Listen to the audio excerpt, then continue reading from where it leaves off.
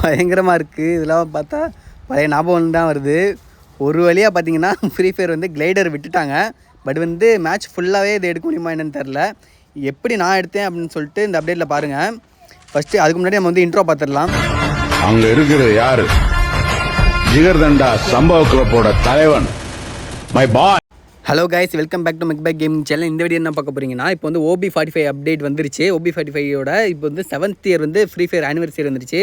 அதுக்காண்டி நிறைய வந்து ஒரு ஈவெண்ட் ஸ்பெஷலாக நிறையா இதை விட்டுருக்காங்க. கன் ஸ்கின் வந்து ஸ்கின் இல்லாமல் கன்னோட பவரு, கேரக்டர் பவரு, அதுமாதிரி நிறைய இது கொடுத்துருக்காங்க. அதில் ஒன்று தான் இந்த வந்து நம்ம ஓல்டு மெமரிஸ் வந்து மறுபடியும் காட்டுற மாதிரி, இதுக்கு முன்னாடி அதை காட்டுற மாதிரி ஒரு ஈவெண்ட் வந்து விட்ருக்காங்க. அது என்னென்னு பார்த்தீங்கன்னா, இந்த மாதிரி மேட்ச்சில் வந்து ஏதாச்சும் நிறைய இடத்துல ஃபஸ்ட்டு மேப்பில் பார்த்துருப்பீங்க, நிறைய இடத்துல வந்து இந்த மாதிரி போர்ட்டல் கொடுத்துருக்காங்க. அதில் ஒரு போர்ட்டலில் வந்து நம்ம இறங்க போகிறோம். என்ன ஆகுதுன்னு இது வரையும் ஐடியா இல்லை. உள்ளே போய் பார்த்தா தான் தெரியும். உள்ளே போய் பார்த்தீங்கன்னா வச்சுக்கோங்க, டக்குன்னு இந்த போர்ட்டலில் அக்சஸ் பண்ண உடனே செமையாக இருக்குது அனிமேஷனு. 7th ஆனிவர்சரி போட்டு அப்படியே இந்த இடத்துக்கு வந்துடுது. இது பார்த்திங்கன்னா இந்த இடத்துல வந்து முடிச்சுட்டு நமக்கு வந்து மறுபடியும் கீழே போயிடலாம் போல். பாருங்கள், இடத்த பார்த்தோன்னா நல்லா தெரியுதா இல்லையா எதுன்னு. நீங்கள் மேட்ச் பண்ணிங்கன்னா கண்டிப்பாக இந்த போர்ட்டலை ஓப்பன் பண்ணி இந்த ஈவெண்ட் வந்து விளாண்டு பாருங்கள். சூப்பராக இருக்குது. ஈவெண்ட் என்னென்னா, நம்மளோட பழைய பீக்கு இது வந்து மேப்பில் கொண்டு வந்தால் நல்லா இருந்திருக்கும். பட் இது ஒரு ஈவெண்ட்டாக கொண்டு வந்திருக்கானுங்க. அவங்களுக்கே நிறைய பேர் தெரியுது, நிறைய பேர் இந்த ஓல்டு பீக் வந்து மிஸ் பண்ணுறாங்கன்னு தெரியுது. அதனால ஃப்ரீ ஃபயர் வந்து இந்த மாதிரி ஒரு ஈவெண்ட்டே வச்சுருக்காங்க. பட் இது வச்சதுக்கு வந்து மேப்பில் வந்து பழைய பீக்கே மறுபடியும் கொண்டு வந்துடலாம். ஏன் வந்து அதை கொண்டு வராமல் ஒரு ஈவெண்ட்டாக கொண்டு வராங்கன்னு சத்தியமாக தெரில. பாருங்கள், அப்படியே அந்த பழைய பீக்கை வந்து அப்படியே அந்த லே அவுட்டை வந்து அப்படியே வச்சுருக்காங்க. எதுவுமே மிஸ் ஆகலை. அது பீக்கில் இருக்க மொத்த ஏரியா வந்துச்சு. இந்த இடத்துல பார்த்தீங்கன்னா, நீங்கள் கில் பண்ணதுக்கப்புறம் உங்களுக்கு ஒரு குறிப்பிட்ட பாயிண்ட்டு மேலே ஏறினதுக்கு பாயிண்ட்ஸ் வந்து மேலே ஏறினதுக்கப்புறம் அப்படியே உங்களை வந்து இன்னொரு இடத்துக்கு கொண்டு போயிடுது. அதுவும் பார்த்திங்கன்னா இந்த இடத்துல வந்து கிளைடரில் வந்து கூட்டு போகுது. இந்த இடத்துல நான் வந்து ஓகே, இந்த மேட்ச்சுக்குள்ளே வராது போல். இந்த ஈவெண்ட்டில் இந்த ஒரு 5 செகண்டோ 2 செகண்டோ தான் வந்துச்சு. இதுக்காடா வந்து கிளைடர்லாம் போட்டுருந்தீங்க ஓல்டு மெமரிஸ்ன்னு சொல்லிட்டு ஏமாத்துறீங்கன்னு நினச்சிருந்தேன். பட் வந்து ஃபஸ்ட் டைம் இந்த இதுலேருந்து போகிறப்ப வந்து மேட்ச்சுக்குள்ளே மட்டும் வருது. பாருங்கள், இந்த இடத்துலேருந்து கிளைடரில் வந்து ஒரு இடத்துக்கு கொண்டு போகுது. இந்த இடத்துல பார்த்தீங்கன்னா நிறையா வந்து கன்று இருக்குது. ஒரு ஷார்ட் ரேஞ்ச் கன்று, அப்புறம் எல்லா கன்னுமே இருக்குது. இங்கே இருக்கிற கன்னை வச்சுக்கிட்டு நம்ம வந்து கீழே மேப்புக்கு வந்து கொண்டு போயிடலாம். இது சூப்பராகவே இருக்குது. எப்படின்னா, நீங்கள் வந்து கீழே வந்து இந்த ஈவெண்ட்டுக்கு வந்துடுங்க. ஆனால் கீழே இறங்கணுன்னா உங்களுக்கு கன்று இருக்காது, எதுவுமே இருக்காது. அந்த பிரச்சனை எதுவுமே இல்லை. இந்த மேலே ஈவெண்ட் விளாண்டோன்னே இங்கே இருக்க இந்த பிளேஸ்க்கு வந்தால் மட்டும் தான் கன் எடுத்துகிட்டு போக முடியும். அது குறிப்பிட்ட பாயிண்ட் எடுத்ததுக்கப்புறம் இந்த பிளேஸ் கொண்டு வந்துடுது. இந்த பிளேஸில் வந்து உங்களுக்கு லாங் ரேஞ்ச் கன்று, ஷார்ட் ரேஞ்ச் கன்று எல்லாமே நல்ல நல்ல கன்னுலாம் கிடச்சிருது.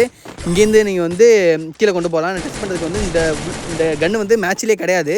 இந்த இடத்துல கொடுத்துருக்கானுங்க. மேட்ச்சில் எங்கேயுமே நீங்கள் பார்க்க முடியாது. ஸோ ஓகே, நம்ம வந்து ட்ரை பண்ணுவோம்னு சொல்லிட்டு இதை எடுத்துகிட்டு போனேன். பார்த்தீங்கன்னா டைம் வந்து 25 செகண்ட்ஸ் ஓடுது. இந்த செகண்ட்ஸ் முடிஞ்சதுக்கப்புறம் வந்து நம்மளை எப்படியும் கீழே கொண்டு போயிடும். இந்த ஈவெண்ட் முடிஞ்சோன்னே கீழே வந்து இந்த கன்று வருதா அப்படின்னு சொல்லிட்டு தான் நான் வெயிட் பண்ணியிருந்தேன். பார்த்தீங்கன்னா பெரிய சர்ப்ரைஸு. நீங்கள் வந்து ஃபஸ்ட்டே அந்த வீடியோ பார்த்துருப்பீங்க. ஏன்னா கிளைடர் வந்து கீழே கொண்டு வருது நமக்கு. பட் வந்து அது அப்படியே பேக்கில் வந்து வருதான்னு பார்த்தீங்கன்னா அதுதான் இல்லை. நான் எனக்கு தெரிஞ்சிட்டு பேக்கில் இந்த கிளைடர் வந்து இல்லை. இருந்துச்சுன்னா மறுபடியும் தவிர யூஸ் பண்ணலாம். பட் இல்லை, அது கொஞ்சம் நெகட்டிவ். இந்த கிளைடர் இருந்தாலுமே நெகட்டிவ் தான். எல்லாருமே சும்மாவே இப்போ ஏதாச்சும் கேரக்டர் போட்டு மேலே இருக்கிறாங்க. இதில் கிளைடர்லாம் கொடுத்தா மறுபடியும் மேலேருந்து போட்டுக்கிட்டு இருப்பானுங்க.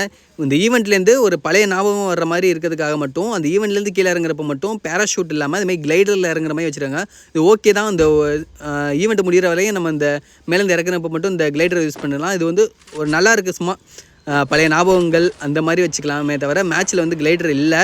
நம்ம வந்து பேக்கில் பார்த்துட்டு பேக்கில் இல்லை, வேறு எங்கேயும் கிடைக்கிற மாதிரி தெரில. இதுக்கப்புறம் இந்த அப்டேட்டில் வந்து ஒன்றுமே இல்லை. இது ஒரு சின்ன ஈவெண்ட் தான், ஒரு செலிப்ரேஷன் ஈவெண்ட் மாதிரி தான் விட்ருக்காங்க. வேறு எதுவும் புதுசாக இருக்கான்னு பார்த்ததுக்கு வந்து மேப்பில் வந்து குட்டி குட்டியாக ஒரு சிம்பிள்லாம் காட்டுனுச்சு. ஸோ அதெல்லாம் என்னென்னு பார்க்குறதுக்காண்டி வந்து நான் போயிட்டு இருந்தேன். அப்புறம் வந்து இந்த கன் அப்படியே அடிக்கிறதுன்னு சொல்லிட்டு டெஸ்ட் பண்ணலான்னு சொல்லிட்டு சும்மா ஒரு கில்லு பண்ணி பார்த்தேன். இது வந்து சும்மா கிளாசிக் மேட்ச் தான் போனது. ஏன்னா ரேங்க் மேட்ச்லாம் போயிட்டு ஈவெண்ட் பண்ணவே முடியாது. ஏன்னா பார்த்தீங்கன்னா எங்கேயாச்சும் ஈவெண்ட்டுக்கு போகிறதுக்காக போடுவீங்க, டக்குன்னு ஃபைட் எடுத்துருவானுங்க. நம்மளும் அடிப்போம், கில் பண்ணுவோம். ஆனால் எப்படியாச்சும் கிராஸ் ஃபயரில் சேர்த்தோம். இந்தமாதிரி ஈவெண்ட் எதுவும் ஃபுல்ஃபில்லாக எதுவுமே காட்ட முடியாது. அதோட இதில் வந்து ஒரு சூப்பரான விஷயம் வச்சுருக்காங்க. இது எப்படி ஒர்க் ஆகுது என்ன ஒன்றுமே புரியல. நான் போட்டது வந்து சோலோ. என் ஃப்ரெண்ட் லிஸ்ட்டில் இருக்கவங்க வந்து வேறு ஒரு மேட்ச்சில் வந்து அவர் தனியாக போய் விளாண்டு செத்துருப்பார் பாருங்க. இங்கே பாருங்க, மாவீரன்னு காட்டுது. என் ஃப்ரெண்ட் லிஸ்ட்டில் உள்ளவர், என் ஃப்ரெண்டு அவர் வேறு மேட்ச்சில் இதே பிளேஸில் டெட் ஆகிருக்காரு. ஆனால் அவர் லூட்டை வந்து நம்ம இங்கேருந்து அக்சஸ் பண்ண முடியுது. இது எப்படின்னு புரியல. சூப்பராக வச்சுருக்கானுங்க. அது ஈவெண்ட் முடிகிற வரையுமா என்னன்னு தெரியல. இன்னொரு விஷயம் பார்த்தீங்கன்னா, நம்ம ரீகால் ஆகலை. ஒரு வேளை டைம் முடிஞ்சனாலே நம்ம மேலே நிறைய நேரம் ஸ்பெண்ட் பண்ணதே என்னன்னு தெரியல. இப்போ பாருங்கள், நான் ஒருத்தன் அடிச்சிருவேன், டெட் ஆகிட்டேன், ரீகால் ஆகலை. மோர் டைம் வந்து நம்ம மேலே ஸ்பெண்ட் பண்ணதால அந்த ஹார்ட் முடிஞ்சா என்னன்னு தெரியல, இல்லை ரீகால் ஆப்ஷன் எடுத்துட்டாங்கன்னு தெரியல. ஓகே கைஸ், அவ்வளோதான் இந்த வீடியோ. இதோட டீட்டெயிலான வீடியோ வேணும்னா நீங்கள் மறக்காமல் கமெண்ட் பண்ணுங்கள். மறக்காமல் நம்ம சேனலை சப்ஸ்கிரைப் பண்ணி இந்த வீடியோக்கு வந்து ஒரு லைக் மட்டும் கொடுத்துட்ருங்க.